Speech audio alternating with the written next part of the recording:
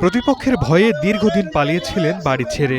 আইনশৃঙ্খলা বাহিনীর আশ্বাসে ফিরে এসেও শেষ রক্ষা হলো না, হামলায় গেল প্রাণ। পুলিশ জানায়, কুমিল্লার লাঙ্গলকোটের আলিয়ারায় আধিপত্য বিস্তার নিয়ে দীর্ঘদিন ধরে আবুল খায়ের মেম্বারের সঙ্গে একই এলাকার সালেহ আহমদ মেম্বারের বিরোধ চলছিল। এরই জেরে শুক্রবার সকালে সংঘর্ষে জড়ায় দুপক্ষের লোকজন। দেশীয় অস্ত্রের পাশাপাশি ব্যবহার করা হয় বন্দুক। এ সময় গুলিবিদ্ধ হয়ে দেলোয়ার হোসেন ও সালেহ আহমদ নামে দুজন মারা যান। ঘটনা অনেক আগে থেকে আপনারা জানেন, গত 6 মাস ধরে চলতেছে। এখন আব্বু আসছে এটা সমাধানের জন্য। আব্বুর পায়ে গুলি করে দিয়েছে মনা ছেলে তুই। খবর পেয়ে পুলিশ ও সেনাবাহিনী ঘটনাস্থলে এসে পরিস্থিতি নিয়ন্ত্রণে আনে। জড়িতদের বিরুদ্ধে আইনগত ব্যবস্থা নেওয়া হবে বলে জানায় পুলিশ।